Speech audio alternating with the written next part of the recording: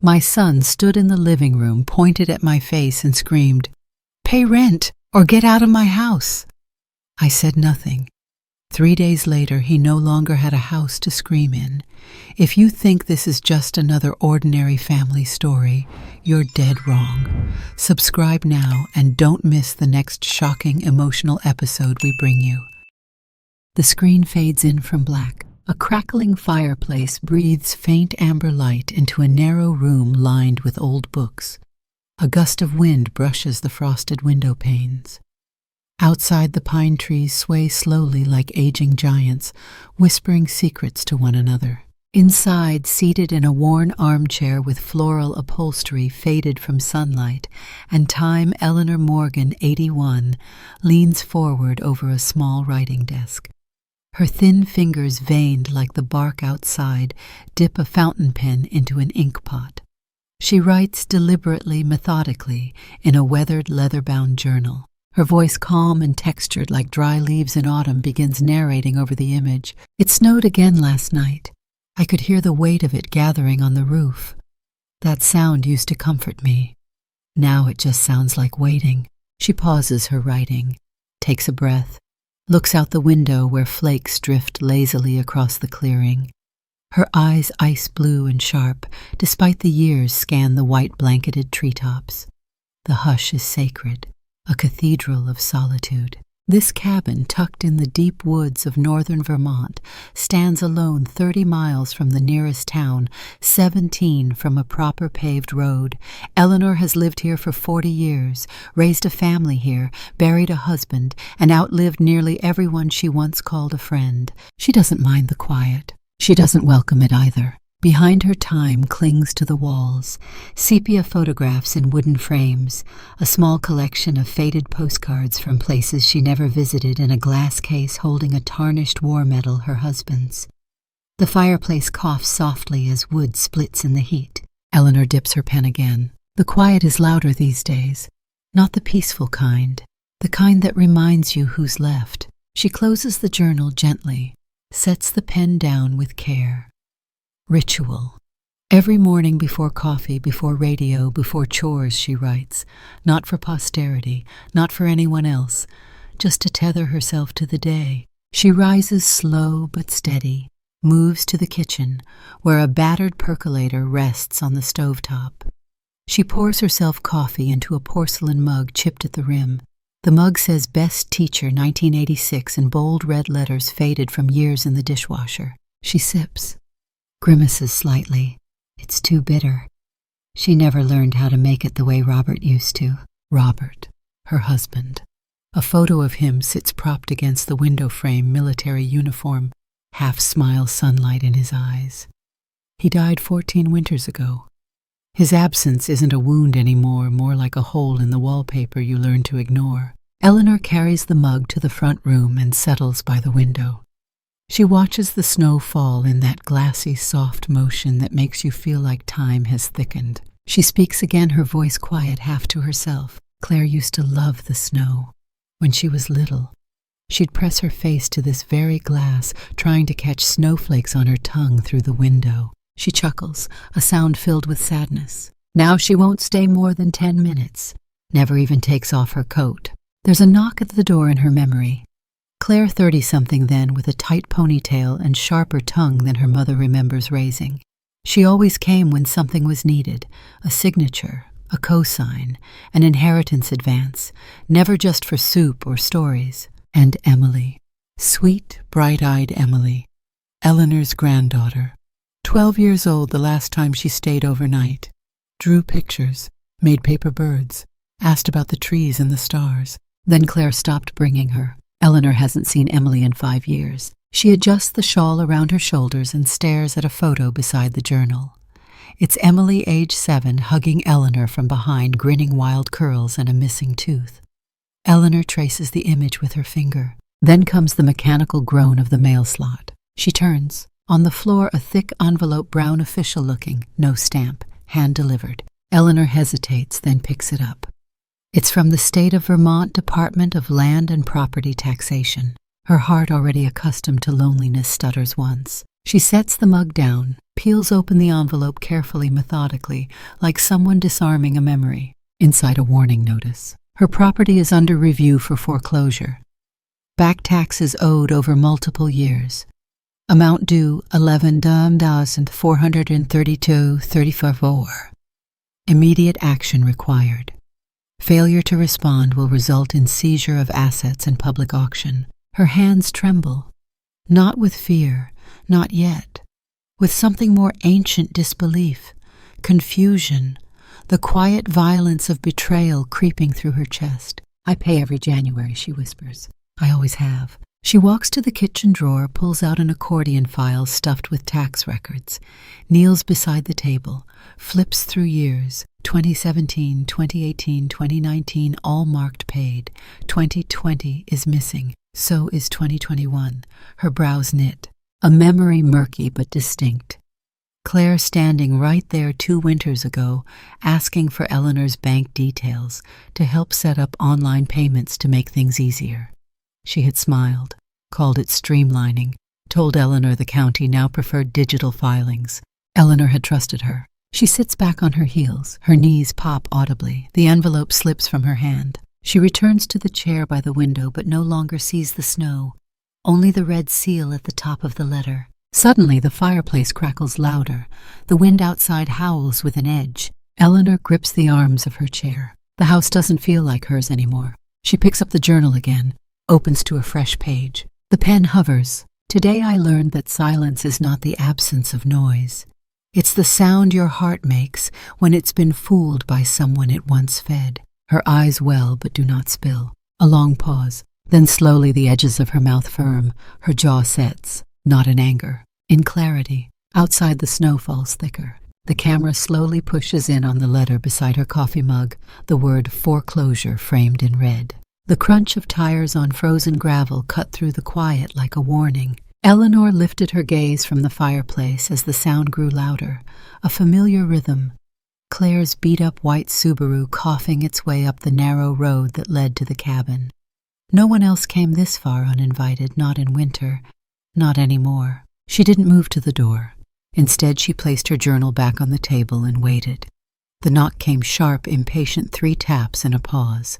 When she opened the door, Claire stood there hunched in a tan coat, too thin for the cold, holding a leather purse with both hands like it might fly away. Her eyes darted behind her down the road as if she feared being followed. "Mom," she breathed, stepping inside without waiting. The door closed behind her. The chill she brought in lingered in the room. "Claire," Eleanor said calmly, crossing to the kettle. "Coffee." No, I can't stay long," Claire replied, brushing snow from her sleeves. "I just needed to talk." Eleanor turned mug in hand and studied her daughter under the yellow lamp. Her face was worn tighter than usual. Foundation caked beneath the eyes. A tremor in the hands. Not the anxiety of winter or motherhood, but something else.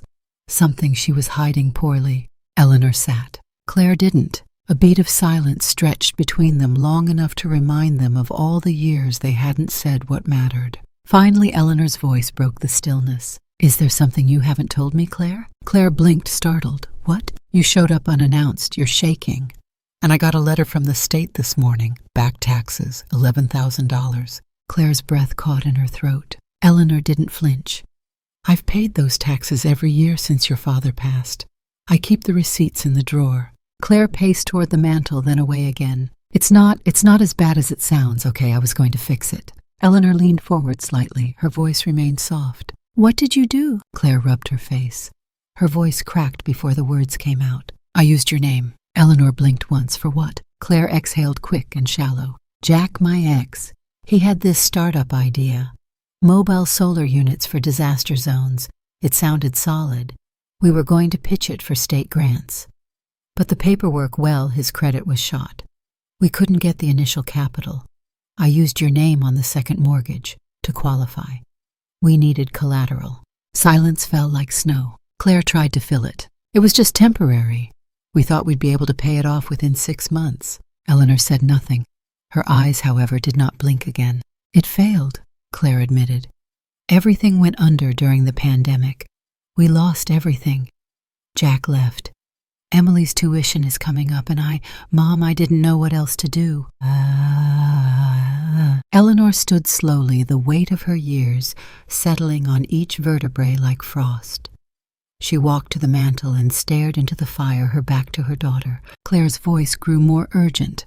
I have the papers. If you just sign them, the house goes into my name officially. Then I can consolidate the debt and avoid foreclosure. You mean you want me to give you the house? It's not giving, Claire snapped. It's helping. You don't even need this place anymore. You don't drive. You don't travel. You barely leave the cabin. What are you even holding on to? Eleanor turned. Claire faltered. This house was built by your father's hands, Eleanor said, her voice low and firm. He stacked these beams, planted those trees out front. We brought you home from the hospital through that door, and you gambled it away for a man who left you. Claire's face hardened. Don't turn this into some fairy tale. It's just a house. Emily needs a future, and I don't. Claire's tone sharpened. You're 81, Mom. The words landed like a slap, but Eleanor didn't flinch. You think I'm supposed to disappear now? She asked quietly. So you can harvest what's left of me while I'm still breathing. I didn't mean God, this is why I didn't want to come here. No, Eleanor corrected, stepping forward.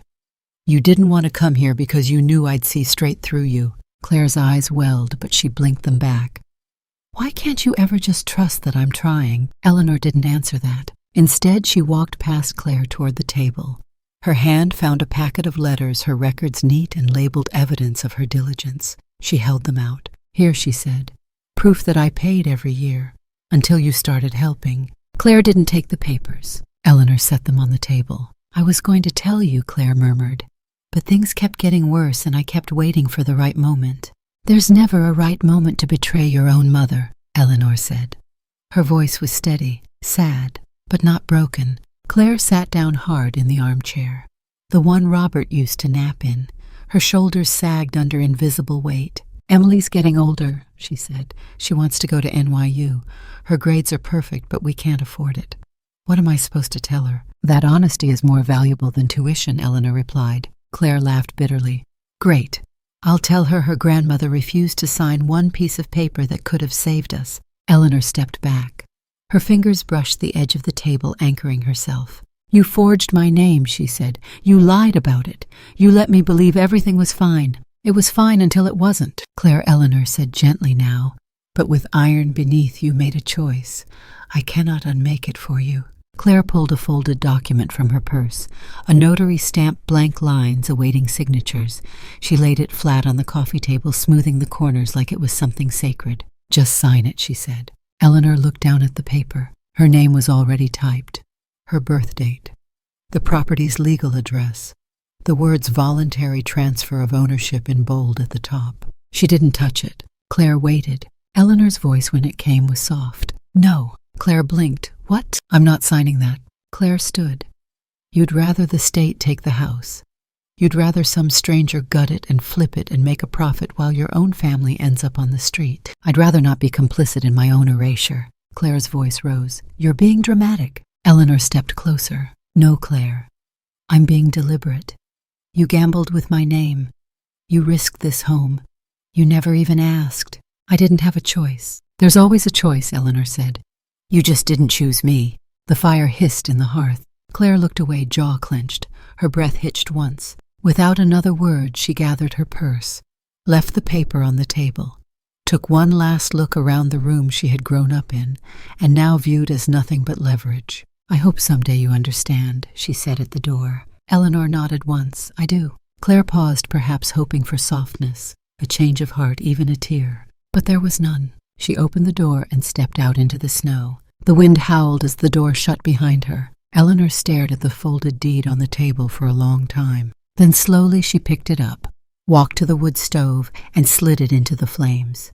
The paper curled, blackened, turned to ash. Eleanor sat down again. Alone, but not afraid. Not anymore. The air in the attic was colder than the rest of the house, colder and older somehow, as if dust could hold temperature and time like a photograph. Eleanor climbed each creaking step, deliberately, her hand tracing the rail.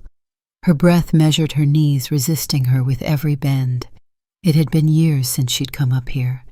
The attic was Robert's space once, and when he died, she closed the door on it like a chapter she couldn't bear to reread. But something shifted in her since Claire walked out. Something inside her was no longer content to sit and be undone quietly.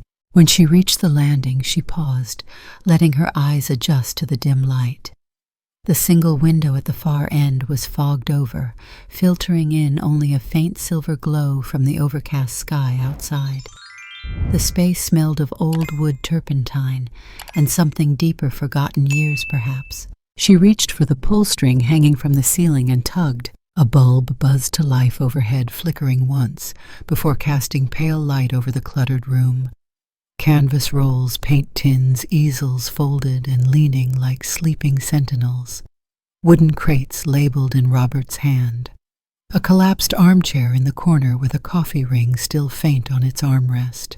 Her eyes scanned the room looking for, she didn't know what, something. She moved slowly between the covered shapes. Tarps thrown over old projects like shrouds. A few of the paintings she remembered portraits of neighbors, long past landscapes from hiking trips, one unfinished canvas of herself in the garden, eyes half-done mouth, never finished. Then she saw it. Tucked behind a stack of frames near the far wall, a tall rectangular object covered in heavy canvas cloth. Unlike the others, this one was lashed tight at the back with twine as though someone had meant for it to stay hidden.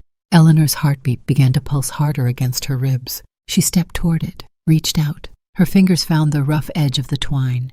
She tugged, and the knot slipped free. With both hands, she pulled the cloth back. Beneath the canvas was a painting, a portrait. A young man, barely 20, dressed in a faded green army uniform. Strong jawline, high cheekbones, a furrowed brow that seemed born from more than youth. His eyes were the kind that had seen too much, but refused to lose their light.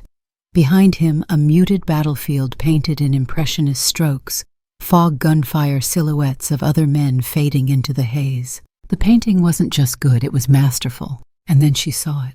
In the bottom right corner, nearly invisible beneath the layers of yellowing varnish, the signature. C. LaRue. Eleanor stepped back, one hand pressed to her chest. Charles LaRue. The name hadn't passed her lips in years, but it hit her now like a sudden thaw. He'd been just a boy when they met him.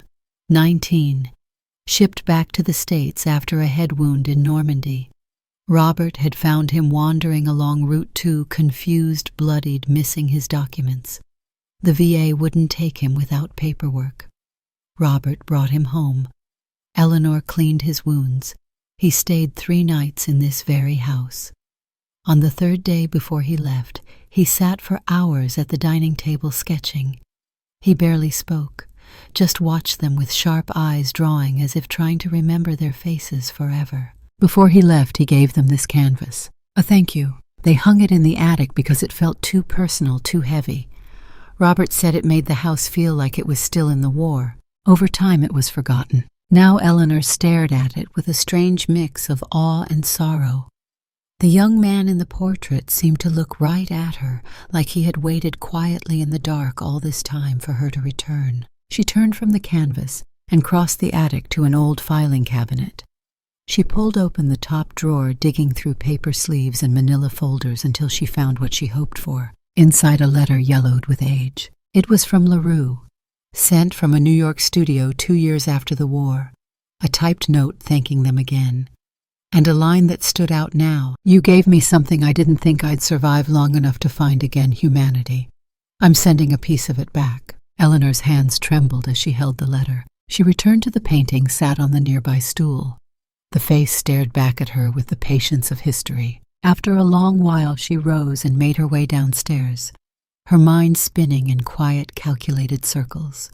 She fetched her laptop, a gift from Emily years ago, now mostly used to order books, and sat at the kitchen table. The house felt warmer now, not because the fire had changed, but because something inside her had. She opened a browser and typed the name Charles LaRue Artist Biography. The search results bloomed across the screen. LaRue had become a post-war legend. One of the few American painters from the 1940s to fuse realism with trauma in a way critics described as impossibly delicate and devastating.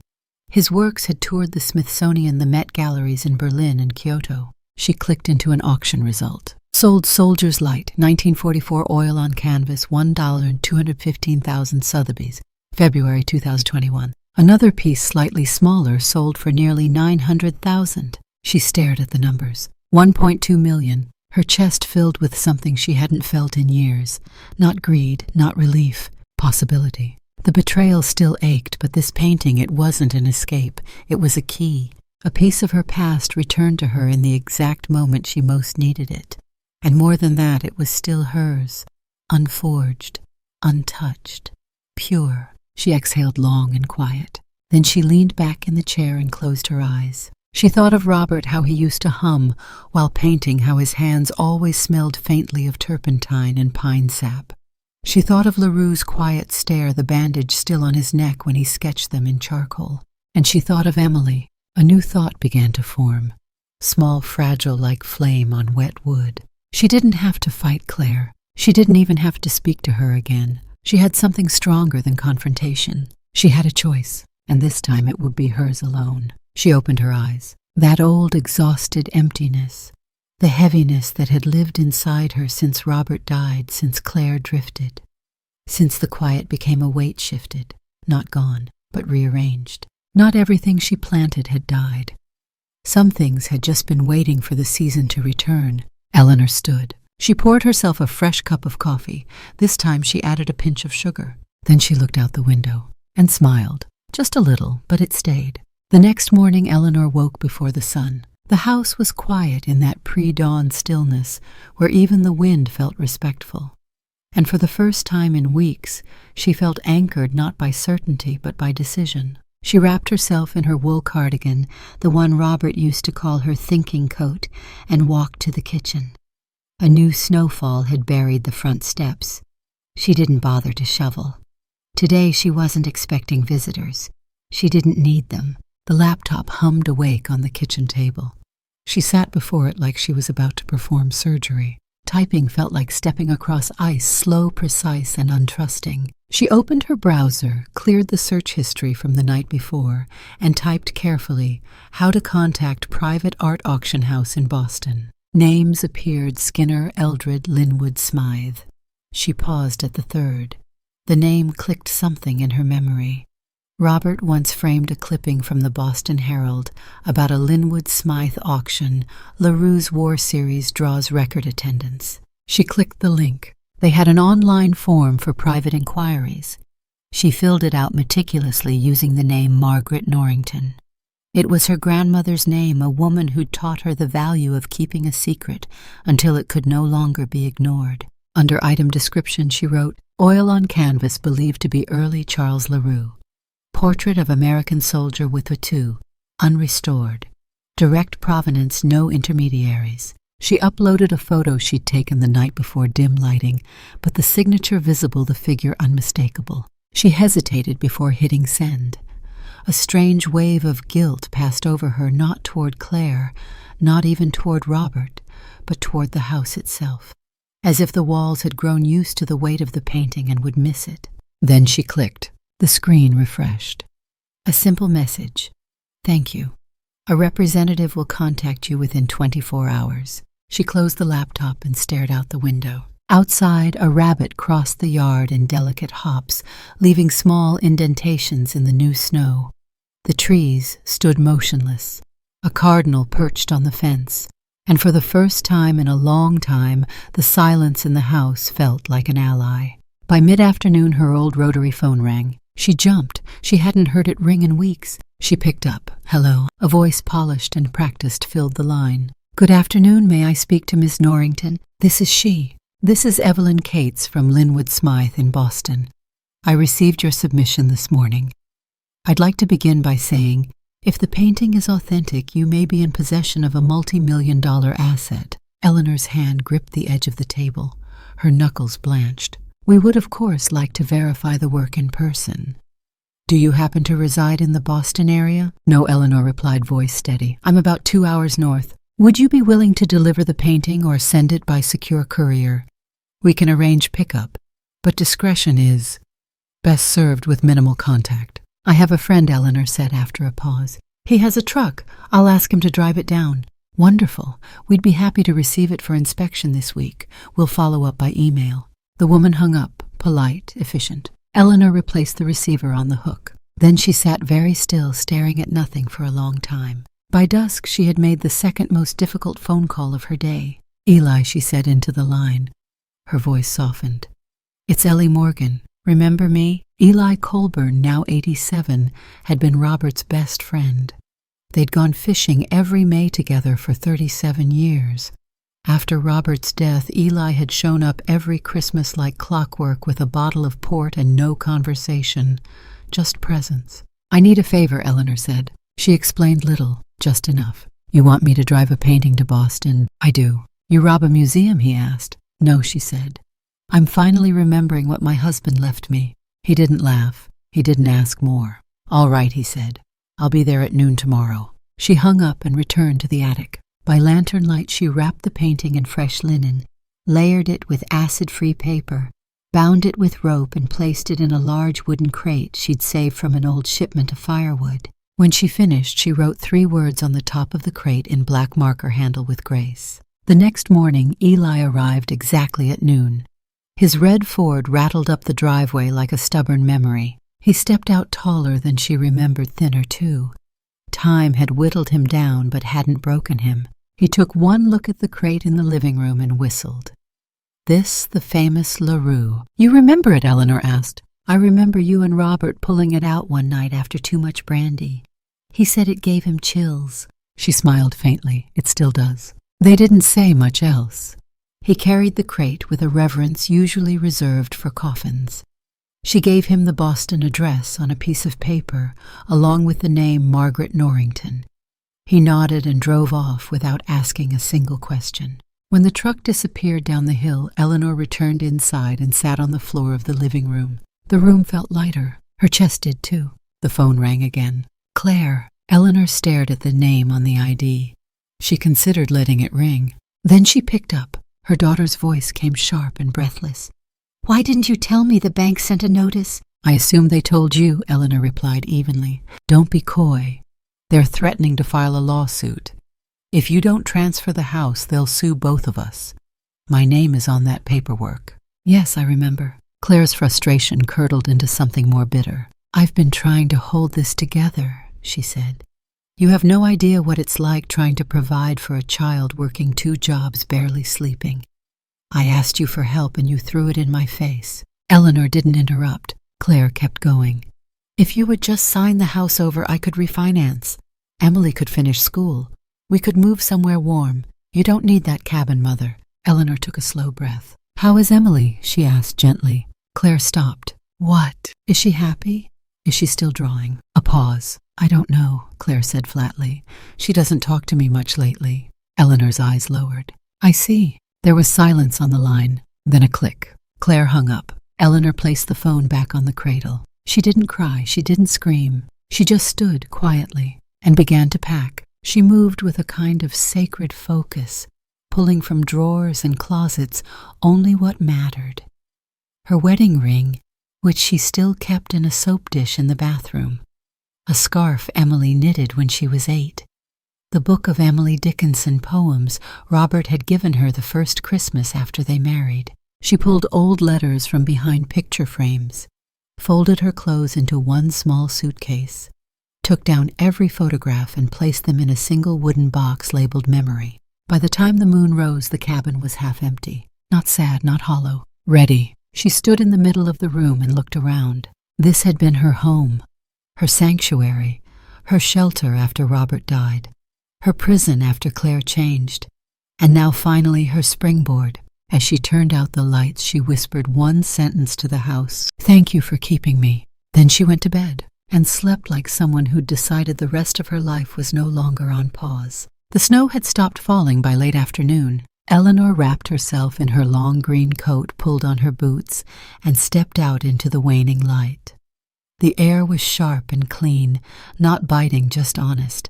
It smelled like pine, like earth hidden under layers of frost, like time slowing down so it could be noticed. She didn't take a flashlight. She didn't need one. The woods remembered her. She moved past the familiar birch tree that split like a tuning fork near its base. Her fingers brushed the bark as she passed.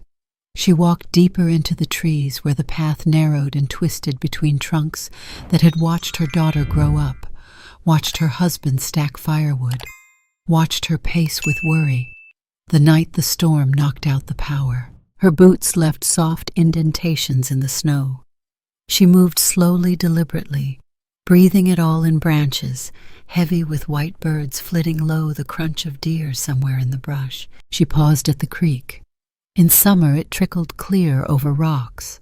Now it was frozen silent, save for a crackling whisper beneath the ice.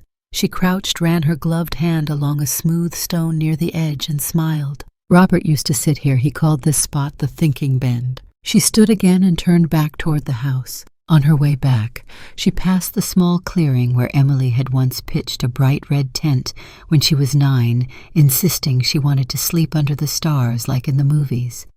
Eleanor had stayed up all night at the window, just watching.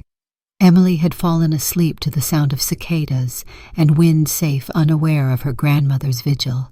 When she reached the cabin, dusk had settled in fully. She stood on the porch and placed her hand against the worn wooden frame of the front door. The grain was smooth from years of touch, and just beneath her fingers the tiniest splinter poked out. She let it press into her skin, grounding her. Inside the house felt like a held breath. She moved from room to room, slowly taking in each space, not with nostalgia, but with clarity. The life she had built here had been real. It had mattered. It would still matter even after she left. In the small room that had once been Claire's, she pulled out her stationery. Not the cheap kind, thick cream-colored paper from a box Robert had given her decades ago, back when people still wrote letters to be kept. She sat at the table, lit a candle, and took a breath. Then she began, "My dearest Emily, I don't know if you'll ever read this. I don't know if your mother will let it reach you. But I need to write it anyway, not for explanation, but for truth. I want to say first I'm sorry. I'm sorry I let silence grow between us. I'm sorry I didn't fight harder to keep you close. You were always light in this house. You saw the world like it was something still possible. And that reminded me of who I used to be before I became small and scared and stuck in grief. I knew something had changed the day your visits stopped. But I told myself it was just growing up, that children drift and mothers decide. I told myself that because the truth that your mother pulled you away out of anger or shame or fear hurt more than I thought I could bear. But now I think maybe you missed me too. I want you to know none of this was your fault, and none of it changes what I carry for you. I've loved you every day, quietly, fiercely. You have a good heart, Emily. I saw it, even when you were 7. I hope the world hasn't taken that from you. I'm leaving this house. Maybe by the time you get this, it'll be gone. But know this, wherever I go, part of me will always be here, sitting at this table, humming that old Vivaldi piece you used to dance to, waiting for a knock that might never come. I'm not disappearing. I'm just choosing myself, finally. That doesn't mean I've stopped choosing you, with all the love this old soul can hold. Grandma Eleanor. She folded the letter, slid it into an envelope, and wrote only 2 words on the front, for Emily. She placed it inside the wooden memory box, with the photos, the poetry book, the paper birds Emily had once made. Then she wrapped the box in a scarf and tucked it inside her suitcase. The house had gone dark by then, save for the fire. She moved through it like a curator preparing for the last exhibition. She laid fresh linens on her bed, white sheets, a lavender pillow, the old quilt Robert's mother had sewn. She smoothed every corner with the same care she had once used to swaddle Claire as a baby. She went into the bathroom and filled a ceramic vase with dried flowers, baby's breath and lavender and brittle thistle. She placed them on the nightstand. Their smell, even faint, reminded her of late summers when the air was full of bees. Then she turned on the radio, the same one Robert had rewired in 1989. She adjusted the dial until she found it Adagio from Beethoven's Piano Sonata No. 14. Moonlight.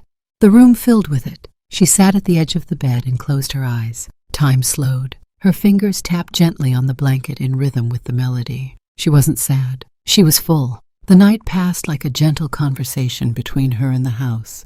Every creak was familiar, every gust of wind through the chimney a lullaby. She didn't sleep much, but she didn't need to. Before dawn she rose, quietly, intentionally. She dressed in layers, sweater, coat, scarf. She laced her boots tight. She took one final look around. The fireplace cold now, the windows gray with first light, the floorboards bare where rugs once lay. She didn't take photos. She didn't need reminders. She carried them all inside her. With her suitcase in one hand and the memory box in the other, she opened the front door. The cold kissed her cheeks. The path was clear. She stepped outside, shut the door gently, and turned the key one last time. Then she removed the key, walked to the edge of the porch, and placed it beneath the third stone in the garden path, the one Emily used to call her lucky step. No one saw her leave. No one knew where she was going. But as she walked toward the tree line, the woods welcomed her again, and the house behind her, now silent, now still watched without protest. Eleanor did not look back. She didn't need to. Squam Lake was still in early spring, still but not lifeless. The trees had just begun to shake off their frost. The water wore a skin of mist each morning, like a secret it didn't want to give up. Eleanor stood at the edge of her new porch, a steaming mug of black coffee in her hands, and watched the day try to rise. Her breath puffed into the cold. Her joints ached, but not in anger, just in memory. The apartment was small, one bedroom, wooden beams, a narrow kitchen with humming pipes. The walls were painted in shades of ivory and birch, soft and clean. There was a single rocking chair by the window that faced the lake, and nothing else. No neighbors, no questions, no noise. She had paid in full, 6 months' rent in cash, no IDs beyond what she offered. The property manager hadn't asked much, just smiled at the old woman with kind eyes and tired hands and handed her the keys. This morning Eleanor sipped slowly and stared across the water as loons floated past like silent ghosts. She didn't need anyone to know she was here.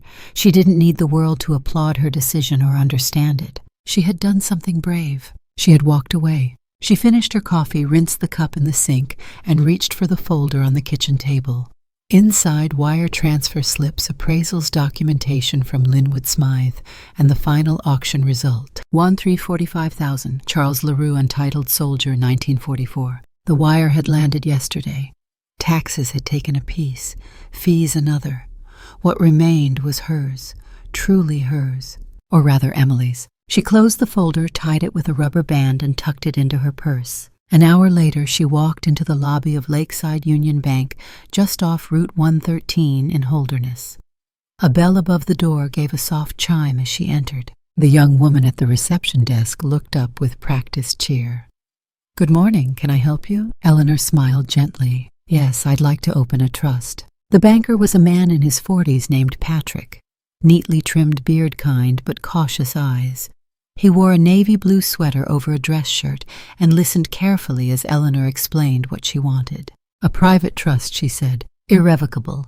Beneficiary my granddaughter. Name's Emily Morgan." Patrick nodded, taking notes. "Would you like to specify terms for disbursement?" "I would." He turned the page on the form. "What would those terms be?" Eleanor folded her hands in her lap. "She can't access it until she's 25. After that, it's to be used only for 3 things: education, founding a legal business, or charitable work. Nothing else. No early withdrawals, no loans against it, no co-signers." Patrick looked up. "You want it locked down pretty tight?" Eleanor met his eyes. "Yes." He gave a small nod and began typing. It took the better part of an hour.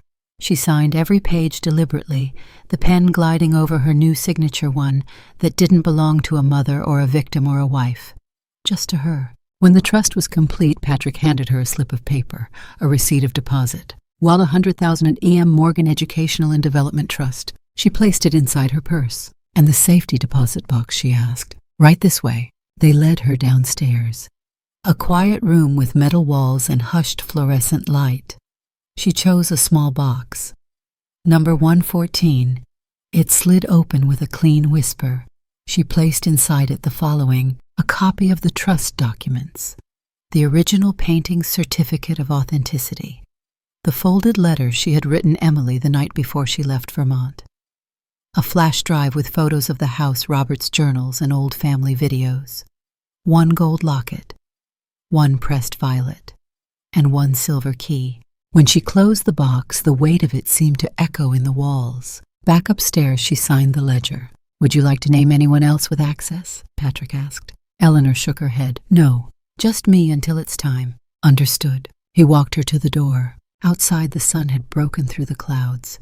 The lake glimmered like glass.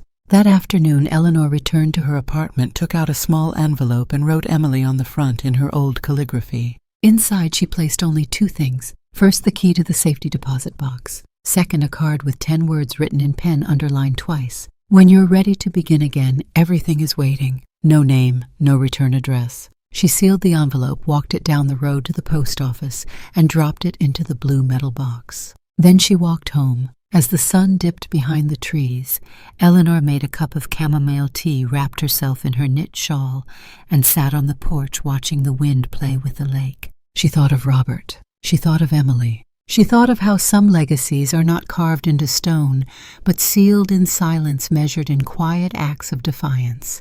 Small moments of protection no one ever sees. She closed her eyes. The world turned, and this time it didn't forget her. The letter from the county office arrived at Claire's condo on a Wednesday morning, slipped beneath a pile of overdue bills and unopened credit card statements. She tore it open in the kitchen, still half awake, coffee cooling beside a cracked phone screen. Her eyes scanned the document, then froze. Notice of property seizure. Her mother's house, the only real asset left tethering her to solvency, had been flagged for auction, not in weeks, not in months, in 4 days. She stood in the middle of the kitchen, heart-thudding bile crawling up her throat. She had stalled the bank long enough with forged promises, unsigned power of attorney documents, threats of litigation. She thought she had time. She picked up the phone and dialed. No answer. She tried again. Voicemail. "Mom, it's Claire. I don't know what you're doing, but you have to call me back. They're taking the house." No response. She slammed her palm on the counter. The ceramic mug tipped and shattered. The next call was to Derek, her ex-husband. "You said the business would rebound." She snapped the moment he picked up. "You said I just needed to hold on." He sighed. "Claire, I can't." She hung up.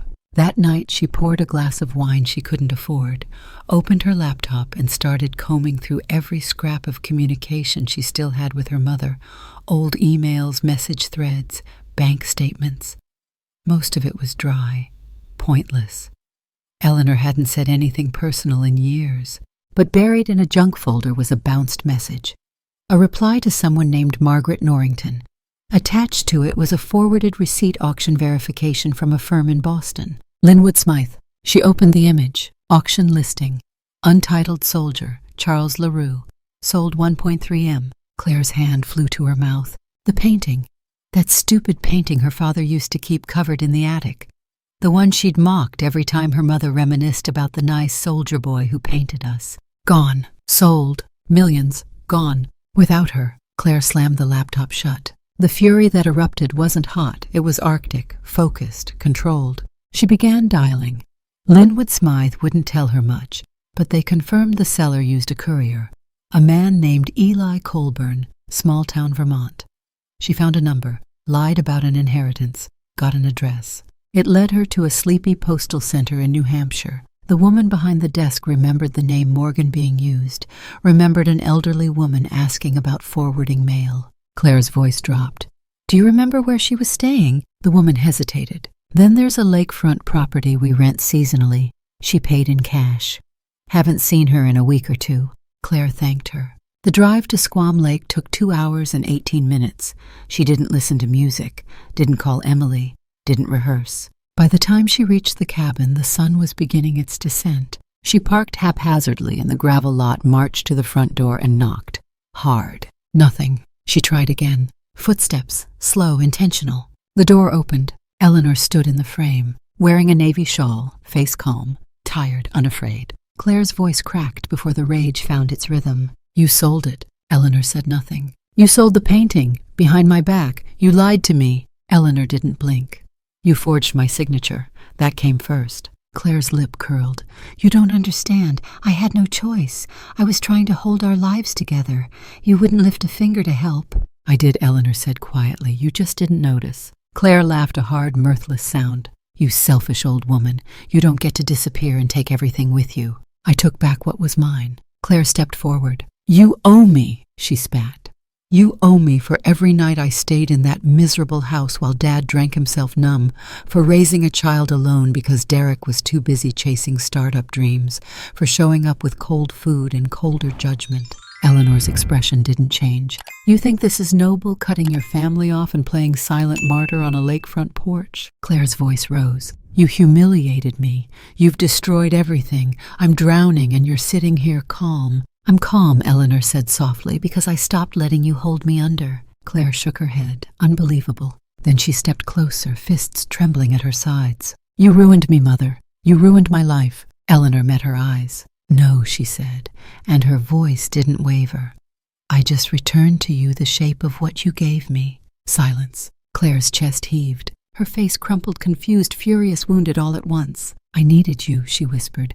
"I still need you." Eleanor's eyes glistened. "I know," she said, "but need isn't the same as love." Claire stepped back like she'd been slapped. She stared at her mother, eyes wide, waiting for what she didn't know. An apology. A reversal. None came. She turned and walked away. Not with the drama of a slammed door or shouting. Just slow, defeated steps down the gravel drive back to the car that waited like a lifeboat she could barely steer. Eleanor watched her go. Her hands curled around the doorframe. Her shoulders shook, but no tears fell. Only breath. Only silence. Only the echo of a daughter who never really wanted a mother, only what a mother could give. When the car disappeared into the bend of the pines, Eleanor stepped back inside and closed the door.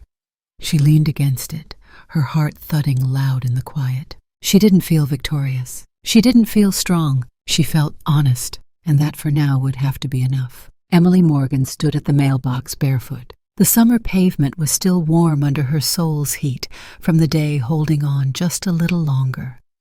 Around her the neighborhood buzzed with lawn mowers and sprinklers, the sound of a world pretending everything was normal. She pulled the small stack of envelopes from the box. A college brochure, a grocery coupon sheet, a bill addressed to her mother, one small envelope, cream-colored, handwritten, her name, just her first name, Emily, no return address. The handwriting was unmistakable. She blinked. Her stomach shifted. Inside the house, her mom was yelling into the phone again, something about interest rates and someone ruining her credit. Emily slipped the envelope into her pocket and climbed the stairs without a word. In her room, she sat on the edge of the bed and stared at the envelope for a long time. Then she opened it. The first thing she saw was a silver key. Small, clean, heavy. Then a card, 10 words, handwritten in black ink. "When you're ready to begin again, everything is waiting." Her throat tightened. There was no signature, but she knew. She closed the door to her room, locked it, and sat cross-legged on the floor, the key in her palm, the card pressed against her chest. Eleanor had found her. She didn't know how, she didn't know when, but her grandmother had reached across the silence and touched her. She didn't tell her mom. Instead, the next morning she skipped her shift at the bookstore, took the 8:20 a.m. bus into town, and walked into the Lakeside Union Bank with the key in her hand and sweat on her palms. The building was quiet, air-conditioned. She stood in the lobby surrounded by men in suits and women with folders and serious faces. A teller in a gray vest approached her. "Can I help you?" Emily nodded, swallowing. I think I'm here to open a safety deposit box." "Do you have the key?" She held it up. The teller's expression shifted. He checked the number engraved on the side. "Please wait one moment." Emily sat in the corner while he disappeared into a hallway. A few minutes later, a different man appeared. Older, kinder face. He introduced himself as Patrick and asked if she was Emily Morgan. She nodded. He didn't ask for ID, just smiled softly and said, "Follow me." The metal vault door opened with a slow hiss. They walked past rows and rows of small brass compartments until they stopped at box 114. Patrick gestured. "This one's yours." Her hand shook slightly as she slid the key into the lock. Click. The drawer slid out. Inside was a small linen bundle. She lifted it out gently like it might shatter. Inside a folder of documents, a small wooden jewelry box, a letter wrapped in a ribbon, a pressed violet inside a clear sleeve, a flash drive and a single black and white photograph. She opened the letter first. Her eyes moved over every word. Her grandmother's voice lived between the lines. Emily read it twice, then 3 times, and somewhere in the middle of the third read the tears came quietly at first. Just a tremble in her lip, then a hitch in her breath. Then her shoulders began to shake, and she folded in on herself, the letter pressed to her chest. In that gray vault on a metal bench between strangers' secrets, Emily Morgan sobbed like a child. She wasn't crying because of the money, not yet understanding its scope. She was crying because someone had seen her. Someone had remembered her. Someone had loved her enough to leave a breadcrumb trail through silence just for her. She wiped her face, blinking hard, then opened the folder. E.M. Morgan, Educational and Development Trust. Amount $1 and $100,000 restrictions. Education, Business Foundation, Charitable Work. Activation age, 25. Authorized access, Emily Morgan only. She stared at the number for a long time, her mind trying to make sense of its size, its weight, its trust. Her grandmother hadn't just remembered her. She had believed in her. The photograph was the last thing she picked up. It showed her as a child, maybe 6 years old, sitting on Eleanor's lap covered in flour, both of them laughing, the old cabin kitchen behind them blurry and warm. Emily touched the image with the tip of her finger. "I miss you," she whispered, voice cracking. She put everything back into the box, gently closed. It locked it, and handed the key back to Patrick, who said softly, "It's yours any time." Outside the bank, she sat on a wooden bench near the flower beds and pulled out her phone. Her fingers hovered over her mother's contact. Then she typed, "Mom, Grandma left me something. I know what you did. I don't hate you. But I'm not ready to talk yet. I just needed you to know I found her." She stared at the message, then hit send. The screen stayed still. No typing bubbles, no dots, no reply. She locked the phone and looked up at the sky. It was beginning to cloud over, but she didn't mind. She felt steadier, more whole, like something broken inside her had finally been acknowledged. Her grandmother hadn't said goodbye. She'd said begin again, and Emily was beginning. The road back to Vermont felt unfamiliar and ancient all at once. Emily didn't tell anyone she was going. Not her friends, not her mother, not even her journal, which usually bore witness to her every mood. She just woke up that morning, packed a small backpack, pulled on her sneakers, and started driving north, following a map that lived only in her memory. The house was gone. She stood at the edge of the property, her feet pressing into the uneven ground, where the porch used to creak under her weight as a child. The chimney had been knocked down. The kitchen window where the light used to pour in each morning was nothing more than open sky. But the trees were still there. The birch tree that forked into a Y shape. The pine Robert had planted. The moss-covered rock she once used as a pirate ship. They stood like sentinels, bruised but intact. She walked across what used to be the living room, the foundation now exposed like old bones. Bits of stone, a rusted hinge, a half-buried marble. She bent to pick it up. It was green, one of the ones Eleanor kept in a jar on the windowsill. She closed her fingers around it, lips pressed tight. There was nothing to say to the land. It had already heard everything. By early evening she was back in New Hampshire, back at the lake. The sun had begun its slow descent, casting gold across the water. The air was crisp with the promise of evening. She didn't go to the cabin.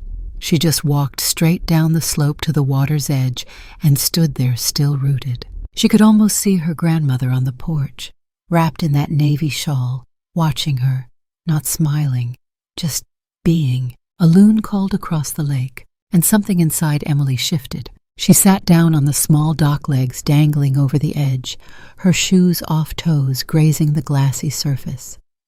From her backpack she pulled out a folded sheet of paper and a pen. She didn't rush. She waited for the right breath, the right ache in her chest to rise like ink from a well. Then she began. "Dear Grandma, I don't really know how to do this. Not with you gone. Not with everything I never got to ask. But I guess this isn't about questions. It's about remembering. I remember your hands. The way you held a teacup like it was breakable even when it wasn't. I remember how you used to trace the spines of books before pulling one off the shelf, like saying hello before choosing a voice to invite in. I remember the day you gave me my first poem. Emily Dickinson, of course. Hope is the thing with feathers. You read it so gently, like you were afraid the words would fly away if you spoke too loud. I didn't understand it then, but I do now. I understand you better now. I used to think you were quiet because you had nothing to say. Now I know you were quiet because everyone else was too loud to listen. Mom still hasn't responded. I don't blame her. I think she's carrying more hurt than she knows what to do with. But me, I want to carry something else. I want to carry your legacy, not the money, not the trust fund, but the truth of you, the strength it takes to begin again. I don't know what I'll do yet. College, a project, something that matters, but I promise it'll be something you would have been proud of. I miss you. I miss what we could have had if time had been kinder, but I forgive it. And I love you, always. Emily. She folded the letter carefully, slid it into a clear glass bottle, and sealed the cork. She kissed the top of the glass once, then leaned forward and gently placed it in the water. It floated, drifted, spun once in a slow circle and began to move away, carried not by wind but by something quieter. She watched it until it was just a glimmer on the surface. Then she leaned back on her elbows, eyes to the sky. The clouds were cotton thin. The last rays of sun turned them soft pink and amber. A piano melody, simple, slow, almost familiar, played faintly from a nearby cabin's radio. The world felt hushed, not empty, just listening. Emily closed her eyes and whispered a line from that old poem, and sings the tune without the words. She didn't finish it. She didn't need to. The tune was already in her. In the reading room of the Holderness Town Library, the windows were always open even in late fall. Eleanor sat near the back, close to the ivy-strewn ledge where the sun touched the wood with quiet affection. She preferred that spot, not because it was hidden, but because it gave her enough view of the others without needing to speak unless she wanted to. The class was small, 8 seniors.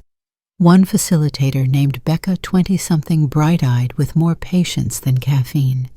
They called it Silver Ink, a weekly gathering for older adults who wanted to read, write, and remember without pressure. Most came to read poetry aloud.